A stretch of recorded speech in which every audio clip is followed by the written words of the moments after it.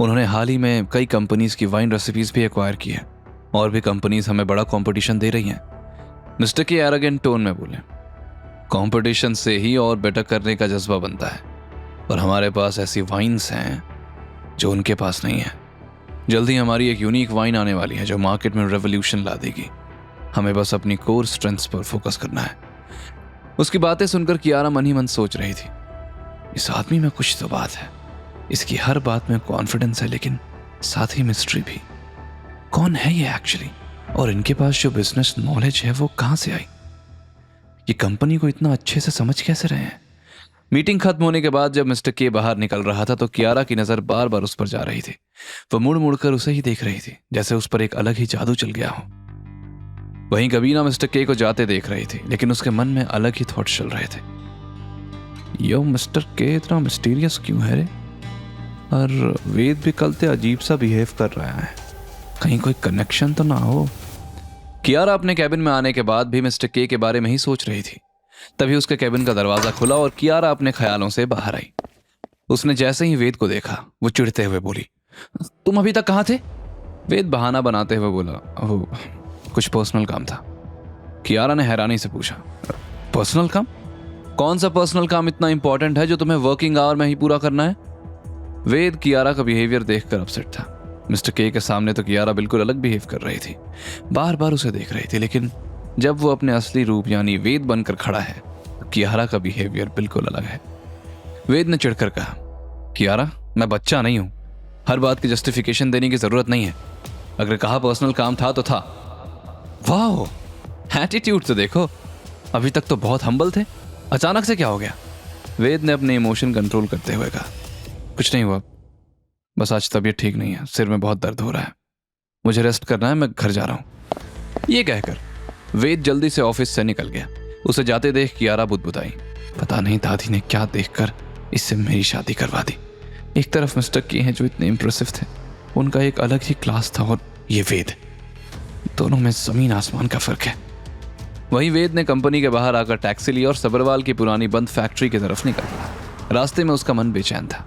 हकीम के हाथ से इसी जगह के एड्रेस का पर्चा गिरा था, वो ना हो यहाँ कुछ तो मिलेगा, और शायद यहीं रूट्स ऑफ लेगेसी का कनेक्शन भी मिले। जिस व्यक्ति ने मेरे पेरेंट्स को धोखा दिया था, कहीं उसका लिंक किसी जगह से तो नहीं। दूसरी तरफ धनंजय सबरवाल के लग्जूरियस फार्म हाउस के बाहर एक एक्सपेंसिव कार रुकी। उसमें से सोनिया बाहर निकली, लेकिन वो बिल्कुल डिफरेंट लुक में थी। डिजाइनर क्लोथ्स, ब्रांडेड बैग और एक्सपेंसिव ज्वेलरी से लदी हुई। ऐसा लग रहा था जैसे उस पर पैसे की बरसात हो रही हो। बाहर निकलकर वो दरवाजे के सामने आई और वहां लगे मिरर में खुद को देखते हुए मन ही मन बोली, वाह कितनी ब्यूटीफुल लग रही हूं। धनंजय ने कितने एक्सपेंसिव गिफ्ट्स दिए हैं, आज भी इसे खुश करूंगी तो फिर से ढेर सारा पैसा मिलेगा। वो आत्मविश्वास से कदम रखते हुए फार्म हाउस के अंदर गई। अंदर हॉल में धनंजय एक सिल्क बाथरूम में सोफे पर आराम से बैठा था। धनंजय जी, आज मैंने एक ब्यूटीफुल नेकलेस देखा था, लेकिन उसकी कीमत 20 लाख। 20 लाख का नेकलेस? इस खूबसूरत गले में तो और भी सुंदर लगेगा। सोनिया खुशी से उछल पड़ी, रियली? तो आप मुझे दिलाएंगे? लेकिन अचानक धनंजय का एक्सप्रेशन पूरी तरह बदल गया। तुम्हें क्या लगा 4 दिन से तुम मेरे साथ खेल रही हो, लेकिन असल में मैं तुम्हारे साथ खेल रहा था, और अब खेल खत्म। सोनिया की सांस फूलने लगी। वो पैनिक में उसका हाथ हटाने की कोशिश कर रही थी।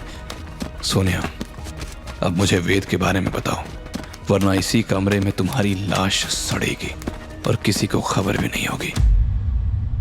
धनंजय प्लीज, मैं वेद के बारे में ज्यादा नहीं जानती, मैं तो बस। धनंजय ने उसे छोड़ दिया और अपनी जैकेट से गन निकाली। वो गन सोनिया के माथे पर पॉइंट करके बैठ गया। टाइम वेस्ट मत कर, जो भी जानती हो सब बता दो, वरना। प्लीज डोंट किल मी, मैं बताती हूँ, जो भी जानती हूँ सब बताती हूँ। गुड गर्ल, ये पहले ही कर देती तो काम आसान हो जाता। वेद जब मिला था तो ऐसा लग रहा था जैसे उसे शहर के बारे में कुछ पता ही नहीं, बेसिक नॉलेज भी नहीं थी उसे, जैसे किसी पहाड़ों से या ऐसी जगह से आया है जहां बाहरी दुनिया से कनेक्शन नहीं है। और क्या, इससे आगे क्या जानती हो? और वो सपने में चिल्लाता रहता था, स्ट्रेंज नेम्स लेता था, कभी कभी रोता भी था सोते हुए। ये सुनकर धनंजय के चेहरे पर एक शैतानी मुस्कुराहट आ गई। गुड गर्ल, मैं तुम्हें मारूंगा नहीं, लेकिन अब तुम्हें मेरा काम करना होगा। मैं कुछ भी करूंगी, please just don't hurt me. वहीं वेद शहर से निकलकर उस आइसोलेटेड एरिया में पहुंच गया जहां वो फैक्ट्री थी। और फैक्ट्री के पास पहुंचने पर उसने देखा कि चारों तरफ मजबूत फेंसिंग लगी हुई थी। अगर ये बंद है तो इतनी टाइट सिक्योरिटी क्यों है? कुछ तो गड़बड़ है। अभी वो फैक्ट्री के अंदर जाने के लिए बढ़ा ही था कि उसे एक बुजुर्ग आदमी चिल्लाया, अरे रुको, अंदर मत जाओ। वेद ने पलट कर देखा तो बुजुर्ग आदमी उसके पास आकर बोला, अरे बेटा, तुम यहाँ क्या कर रहे हो? यहाँ कोई नहीं आता। वेद ने बहाना बनाते हुए कहा, अंकल मैं एक रिपोर्टर हूँ, यहाँ की हॉन्टेड कहानियाँ सुनकर इन्वेस्टिगेट करने आया हूँ। ये सुनकर बुजुर्ग आदमी बोला, वो कहानियाँ नहीं हैं, असलियत है बेटा। ये फैक्ट्री कई सालों से बंद पड़ी है। एक रात यहाँ आग लग गई थी और कई लोग मारे गए। उनकी आत्माएं यहाँ घूमती हैं और अब तो शाम ढल गई है। रात को यहाँ से अजीब आवाजें आती हैं। तुम अंदर मत जाओ। लेकिन वेद ने उस बूढ़े आदमी को अश्योर किया और वापस जाने का नाटक करते हुए आगे जाकर छुप गया। जब वह बूढ़ा आदमी चला गया तब वेद बाहर आया। उसने फेंसिंग में एक कमजोर स्पॉट ढूंढा और किसी तरह से अंदर घुस गया। बाहर से फैक्ट्री बिल्कुल हॉन्टेड लग रही थी, लेकिन जब वो फैक्ट्री के मेन बिल्डिंग के करीब पहुंचा तो उसे हल्की सी मशीनरी की आवाज सुनाई दी। अगर फैक्ट्री बंद है तो फिर ये आवाजें कहां से आ रही हैं? वो धीरे धीरे अंदर जाने का रास्ता ढूंढने लगा। एक साइड डोर से वो अंदर घुसा तो देखा कि फैक्ट्री में एक्चुअली काम चल रहा था। अंदर वर्कर्स थे और कुछ मशीन्स चल रही थी। वेद मन ही मन बोला, तो सब्रवाल ने सबको झूठ क्यों बोला था? ये फैक्ट्री तो चालू है, फिर बाहर से ऐसा क्यों दिखाया जा रहा है कि जैसे ये फैक्ट्री हॉन्टेड है?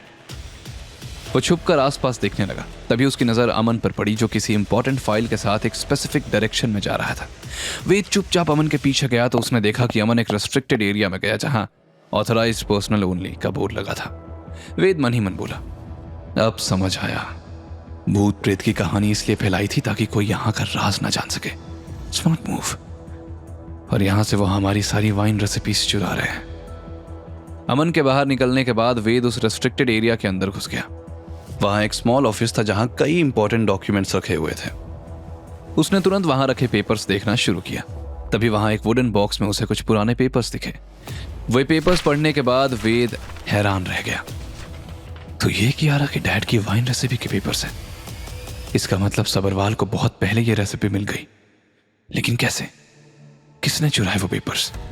और रूट्स ऑफ लेगेसी का मतलब कहीं ये तो नहीं कि हमारी फैमिली की लेगेसी यहीं छुपी है?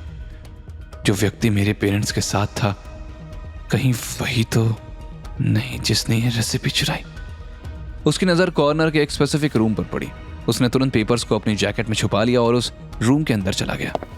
लेकिन तभी उसके पीछे दरवाजा अचानक बंद हो गया और तेज अलार्म बजने लगा।